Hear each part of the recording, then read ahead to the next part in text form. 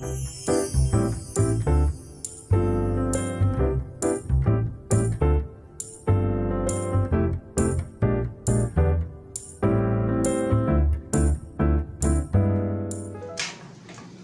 번째 시간인데요.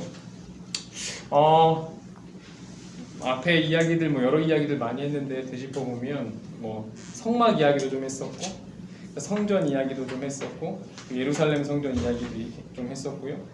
그리고 왜 그 이스라엘과 그 예루살렘이 왜 핫한 장소였는지도 좀 이야기를 좀 했었던 것 같아요. 그리고 그 바로 저희가 보기 바로 전에는 이 성전 꼭대기에 대해서 좀 이야기를 했어요. 맨 앞장 보시면 성전 꼭대기가 어디였다고 했죠? 여기 딱 보시면은 밑에 요 밑에 바로 밑에 로빈슨 아치 그 바로 위에 여기가 성전 꼭대기라고 했습니다. 성전 꼭대기는 나팔을 부는 장소였기도 했고 또 메시아의 통치를 선포하는 장소이기도 했고 가장 높은 곳이었기도 해요. 그래서 이스라엘 민족의 가장 핵심되는 장소라는 의미를 가지고 있기도 하고 그 메시아 예수 그리스도께서 메시아 되심을 선포하는 곳이다 라는 의미도 가지고 있는 곳입니다. 그래서 사탄이 마귀가 예수님을 성전 꼭대기에 올라가서 경배하면 이 땅을 다 줄 거야 라고 하였지만 예수 그리스도께서는 말씀하시길 이 땅의 통치는 악의 권력과 세력에 의해서가 아니라 십자가의 피로 인해서 그 통치권은 예수님께로 또 그리스도께로 올 수 있다라는 것을 알리셨기 때문에 별로 의미 없다라고 시험을 이겨내신 것이죠. 오늘은 넘겨보시면 그 솔로몬 행각에 대해서 나눌까 해요. 솔로몬 행각하고 왕의 행각이라는 것이 있는데요.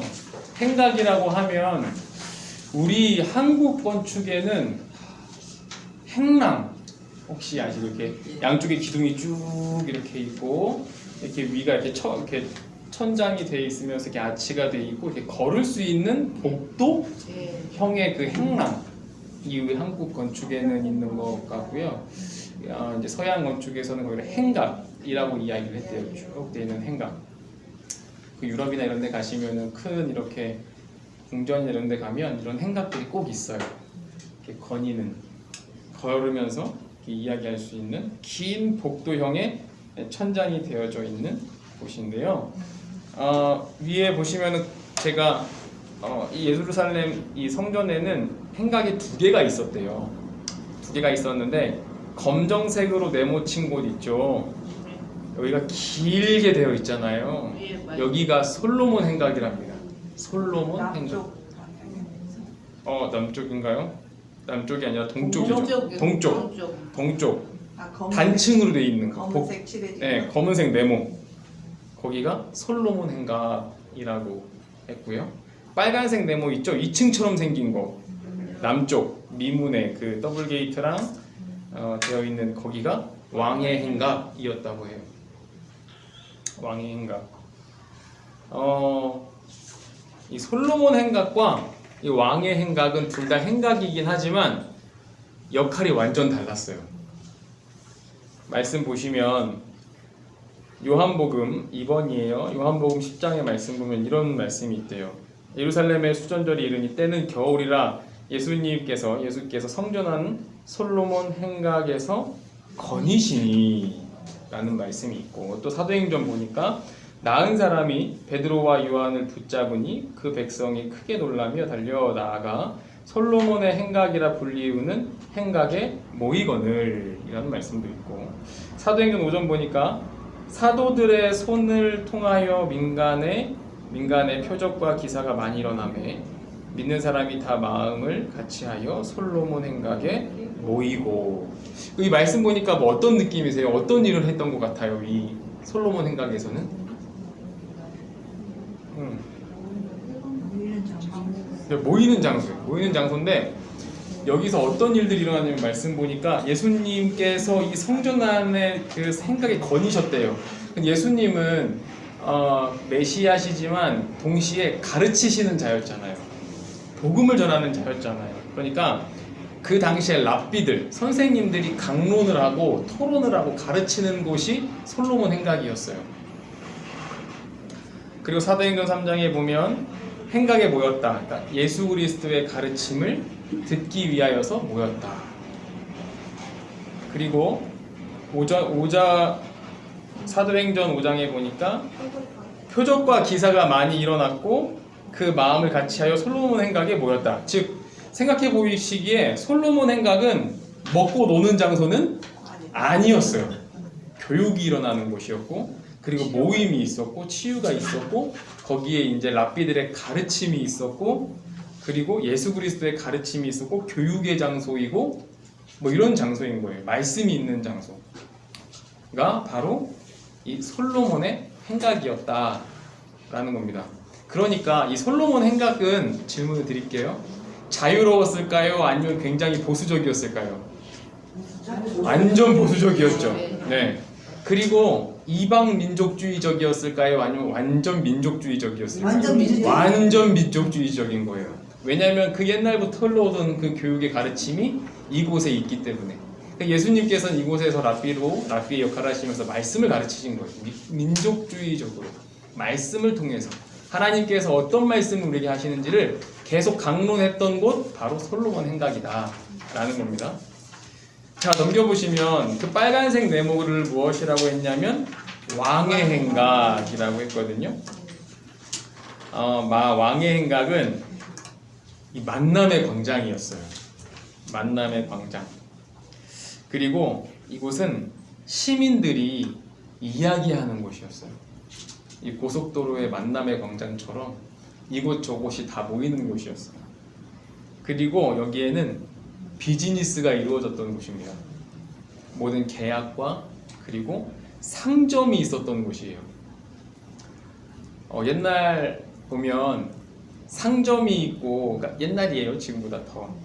옛날에 보면 상점이 있고 물건을 팔고 비즈니스를 하고 사람이 모이면 여기에 채권을 팔고 채무가 일어나고 금융이 일어나잖아요. 이 장소가 거기입니다. 그러니까 예수님께서 그 기억나세요? 나귀를 타시고 예루살렘 성에 딱 오셨는데 뭐 하고 있었어요? 성전에서 장사하고 있었죠. 그냥 일반 장사도 아니고 이 제사장들이 그 소루에다가 도장 찍어주고 있었잖아요. 여기서 장사를 하는데 그냥 물건을 파는 것이 아니라 소를 팔기 시작한 거죠. 염소를 팔고 상점들이 계속 즐비했다는 거죠. 그래서 어떻게 보면 왕의 행각이라고 하면 우리 한국식으로 생각하면 이렇게 뭐 시장처럼 사람들도 모이고 물건도 팔고 여기에 채권 채무가 왔다 갔다 하고 화폐가 돌고 뭐 이런 장소였다라는 겁니다. 그래서 앞에 솔로몬의 행각과는 좀 다르게 여기는 자유로웠을까요? 보수적이었을까요? 완전 자유로운 것이었어요. 이방인 중심의 장소예요. 왜냐하면 지금이야 물건을 팔면 저기 뭐 거제도에 있는 것들을 가지고 와서 이렇게 교통으로 해서 받아서 팔지만 그때는 생산자 직접 팔잖아요. 그러니까 이방의 모든 사람들이 막 오고 뭐 어디 페르시아에 좋은 것이 있다 그러면 이제 무역으로 해서 오는 거고 막 이런 일들이 벌어지니까 여기는 굉장히 민족주의적이 아니라 이방주의적으로 이 왕의 행각에는 모이게 되는 거죠. 그러니까 왜 보면 좀 아이러니하잖아요. 성전인데 이방인들이 많아요. 이 성전인데 장사를 해요. 근데 왜 그러냐면 뭐 어디든지 뭐 저희도 관광지를 가보면 어떤 행위가 일어나는 혹은 어떤 의례가 일어나는 곳은 상점이 발달하기 마련이에요. 왜냐면 거기에 필요한 것들이 있잖아요. 그리고 제사를 드리는 사람들도 뭔가를 사야 되잖아요.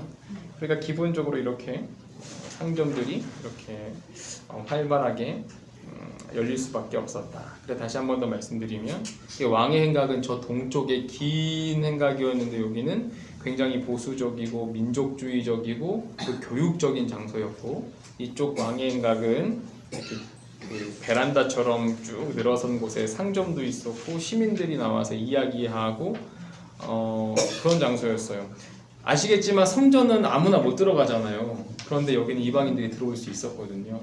그러니까 비즈니스, 상점, 그리고 채권 채무, 그리고 무슨 환전, 뭐 화폐, 뭐 이런 일들이 이 왕의 행각에서는 일어났었다라는 것들을 좀 알면 좋을 것 같아요. 자, 마지막 틀을 넘겨보세요. 넘겨보시면 지도를 한번 볼게요. 성경은 특별히 신약 성경은 사복음서 이외에는 이제 로마 뭐 다시 한번 잘 아시겠지만 말씀드리면 이제 신약 성경은 성경 공부는 아니지만 신약 성경은 사도행전을 잘 봐야 돼요. 사도행전을 끊임없이 보셔야 돼요. 왜 그러냐면 뒤에 서신서가 이 사도행전에 다 들어가는 거거든요, 시기상. 그래서 사도행전이 굉장히 중요한 말씀이에요. 그리고 공간복음, 마태, 마가, 누가 굉장히 중요하고 당연히 중요하고 요한복음까지 당연히 중요하지만 이 서신서 뒤를 이해하려면 이 사도행전을 간파하고 있어야 이게 빌립보를 향한 편지가 여기 들어가는 거구나, 여기 들어가는 건 알 수 있는 거거든요. 반면에 구약 성경은 어떤 걸 잘 봐야 되냐면 창세기, 출애굽기 다 잘 봐야 되지만 열왕기 상하, 역대상하를 잘 봐야 돼요. 그 뒤에 예언서가 그 안에 다 들어갑니다. 시기적으로. 그러니까 이 제가 지도를 보여드리는 것은 이 예수님 시대 복음서의 이야기를 말씀드리고 싶어서 이 이스라엘 주 지도를 이렇게 나눴는데요. 그 이스라엘은 당시 예수님 세대는 크게 세 덩이로 볼 수 있어요. 저 위에 갈릴리 지역이 있고 중간에 사마리아가 있고 그리고 밑에 유다 지역이 있어요. 여기서의 핵심은 아무래도 유다 지역이겠죠. 예루살렘에 있는 곳이었고, 그리고 저 위에 갈릴리도 예수님의 사역지셨어요. 그리고 사마리아도 유다 지역과 유대인들과는 적대였지만 그래도 예수님의 활동지대였습니다. 저 위에 베니게 위에 보이시죠? 시돈, 두로와 시돈. 예수님께서 이방 지역도 가셨는데 두로와 시돈, 행각 그 이야기가 이렇게 펼쳐지는 곳이고요. 대가볼리 뭐 이렇게 있지만 여기서 말씀드리고 싶은 것은 성경을 읽으실 때 갈릴리와 유다 지역이 대립하는 경우가 있어요. 왜 그러냐면 갈릴리 지역은 굉장히 민족주의적이었어요. 보수적이고. 그리고 유다 지역은 반대로 굉장히 이방화가 빠른 지역이었어요.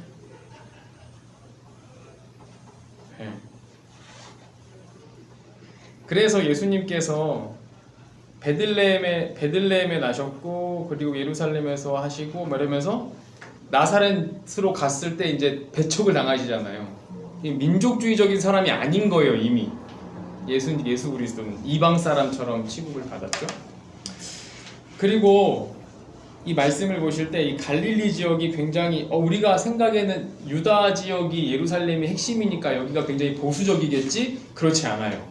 의외로 이방인의 일들이 많이 벌어지는 곳이 유다, 예루살렘 지역이었고 갈릴리는 조금 더 보수적이고 그리고 신앙적으로나 어떤 모습으로 보았을 때 굉장히 배척을 많이 하는 장소였었다라는 것들을 좀 유념하시면서 보시면 좋지 않겠나 싶어서 표현해봤고요.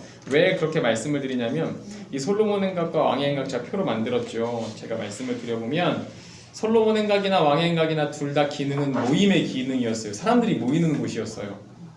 그러니까 사람들이 모이는 곳이니까 제자들이나 예수님이나 이 말씀 전하기가 굉장히 좋은 곳이었거든요. 제일 좋은 곳이었고 사람이 모이다 보니까 새로운 것들이 많이 일어나는 곳이었기도 해요.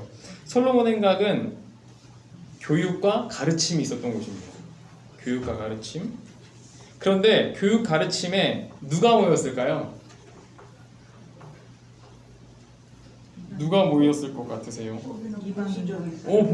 유대 민족주의자들이 모인 거예요. 여기는 유대인 아니면 못 가요. 왜냐하면 가르쳐도 못 알아들어요. 이방인들은. 왜냐하면 굉장히 민족주의적인 가르침을 계속하기 때문에 여기는 유대 민족주의자들만 모일 수밖에 없어요. 그러니까 랍비들이 모이고 유대인들이 모이고 그렇게 되는 거죠. 예수님도 유대인이었잖아요. 그러니까 유대인으로서 모일 수밖에 없는 곳이 바로 여기 솔로몬 행각이었다. 솔로몬 행각은 조금 민족주의적이고 공부하고 말씀 나누고 강론하고 그리고 이적들도 일어나고 조금은 되게 고리타분하지만 그래도 그들의 민족을 지켜나갈 수 있는 굉장히 중요한 곳이 바로 이 솔로몬 행각이었다. 그리고 왕의 행각은 이 진짜 만남의 장소였어요. 만남의 기능, 장사도 하고 물물교환도 하고 그리고 화폐의 기능을 할 수 있는 일들도 일어나고 그리고 계약도 하고 그리고 채권, 채무 등등등 그리고 돈도 빌려주고 그리고 은행처럼 이자도 받고 뭐 그런 곳이었습니다. 그런 곳이었는데 모였던 사람들은 이미 이방화가 된 친로마적인 유대인들이 모일 수밖에 없었던 거예요. 이미 개화가 되고 변화가 되었으니까요. 충격적이죠? 예루살렘에 어떻게 친로마 유대인이 있었을까? 엄청 많았답니다. 생각보다 굉장히 많았던 거예요. 그래서 이런 모습으로 예루살렘이 이렇게 진행되다가 이게 결국에는 모든 민족들이 마찬가지인 것 같아요. 이 민족이 섞이다 보면 문제가 일어날 수밖에 없죠. 섞이고 왜냐하면 사상이 다르잖아요. 생각이 다르잖아요. 살아가는 방법이 다르니까 이 결국에는 이게 부딪힐 수밖에 없고 어그러질 수밖에 없는 거죠. 왜 옛날에 솔로몬이 아내들을 엄청 많이 이제 거느리고 있었을 때 왜 나라가 그 뒤에 쪼개졌어요. 그 아내들이 자기네 신들도 다 데리고 오니까 다 데리고 오잖아요. 다 이제 이신, 농사신, 부유한신, 뭔신, 신발신, 이런 다 데리고 오잖아요. 데리고 오면 다 섬겨야 되니까. 그러면 이제 나라가 쪼개지는 것처럼. 예루살렘도 어려울 수밖에 없었던 것은 이 이방인들이 많이 모이게 되면 어쨌든 이 상황들이 갈라질 수밖에 없는 것이에요. 그러니까 갈라짐으로 인해서 예수님은 이 원어분이 될 수밖에 없었던 거죠. 그 안에서 유대 민족주의자들에게는 저 사람 좀 이상해. 다른 사람들에게는 저 사람 좀 이상해. 그 예수님은 내가 메시아인데 너네 왜 그래? 라고 말씀하시지만 아니야, 저 사람 이상해. 선동하러 다니는 사람이야. 정치적으로 좀 이상한데 좀 위험한 인물이야. 그러면 죽여야겠다. 라는 이 정치적인 흐름으로 가게 되는 거죠. 그러니까 만약에 예수님께서는 사실은 민족주의적인 갈릴리에 가서도 아마 쉽지 않으셨을 거예요. 예루살렘에도 어려우셨을 거고 사마리아는 되게 그렇지 않았지만 그러니까 예수님께서는 그 시대의 상황에서의 그런 이야기를 뛰어넘는 이야기를 계속 하시니까 이제 손가락질 그리고 고난을 받을 수밖에 없는 그런 상황에 있으셨다. 그래서 오늘은 이제 왕의 행각 그리고 솔로몬 행각들을 나누었는데요. 보시면 이제 저희가 삶에서 생각해 볼 것은 이제 솔로몬 행각처럼 말씀을 나누고 이런 삶으로 살아갈 수도 있고 또한 세상에 나가서는 또 이 사회생활을 하면서 이렇게 사시잖아요. 그런데 모르겠습니다. 저는 이 솔로몬 행각과 왕의 행각이 둘 다 필요해요. 우리 인생은 하나만으로 못 살아요. 하나님의 말씀을 가지고 살되 우리가 세상에서 살기 때문에 이 두 가지를 잘 공존할 수 있는 게 우리 삶이어야 하거든요. 옛날에 그런 본회퍼라는 독일 신학자가 이런 말씀을 했어요. 그 찬양 아시죠? 그 선한 능력으로. 네. 선한 능력으로 감사시니 그 작사하신 분이에요. 신학자인데 되게 일찍 돌아가셨거든요. 왜냐면 너무 개혁적인 분이라. 그분이 이런 말씀하셨어요. 한 손에는 성경을, 한 손에는 신문을. 신학자는 그래야 된대요. 목사님은 그래야 된대요. 맞는 말씀인 것 같아요. 성도들도 마찬가지죠. 한쪽에는 성경을, 한쪽에는 신문을 이렇게 살아야 된다. 그러니까 솔로몬 행각과 이 왕의 행각을 잘 드러다닐 수 있는 어느 한 곳에 치우쳐지기보다는 좀 유연한 사고와 유연한 신앙으로 살아가는 우리 삶이 되어야 되지 않겠나라는 생각이 듭니다. 그래서 우리가 이제 4월 말 이제 5월을 맞이하잖아요. 이제 여름인 것 같아서 5월이 봄인데 이제 여름이 됐는데 제가 나이가 많진 않지만 엄청 시간이 빠르잖아요. 좀 있으면 이제 여름 휴가다 그러면 이제 성탄절 온다 그럴 거예요. 여름 휴가 가야지 그럼 성탄절이야 이럴 거예요. 그래서 빨리 세상이 시대가 안에 가는 것을 잡을 수는 없지만 그 안에 우리 마음의 중심과 또 생각은 좀 잡으시면서 지내시면 좋겠다라고 생각이 듭니다. 오늘은 여기까지 하고요. 기도하고 다음 주에 뵙도록 하겠습니다. 기도하겠습니다. 주님 감사합니다. 우리에게 좋은 날 허락하시고 또 이렇게 주님의 말씀을 나누고 또한 성전에 대해서 함께 나누게 하시니 감사합니다. 또한 우리가 정말 한 뼘의 삶을 살아가고 또 한 뼘의 인생을 살아갈 때에 너무나도 빠른 것 같습니다. 주님 그 가운데서 우리의 마음을 붙잡아 주시고 우리 마음의 중심을 잡게 하시고 또 하나님의 말씀을 가지고 또 세상을 바라보는 눈을 가지고 함께 살아가는 우리들에게 인도하여 주시옵소서. 모든 것을 하나님의 말씀으로 해석하게 하시되 또한 세상을 살아가는 우리에게 힘을 더하시고 또한 균형 잡힌 생각으로 믿음으로 주님앞에 나가는 우리 되게 하시고 특별히 한 걸음 한 걸음 매일의 삶을 살아갈 때에 우리 이 자리에 있는 우리 권사님들 또 집사님들 또한 성도님들 삶 가운데 지금 가득 넘칠 수 있도록 주님의 은혜를 부어주시옵소서.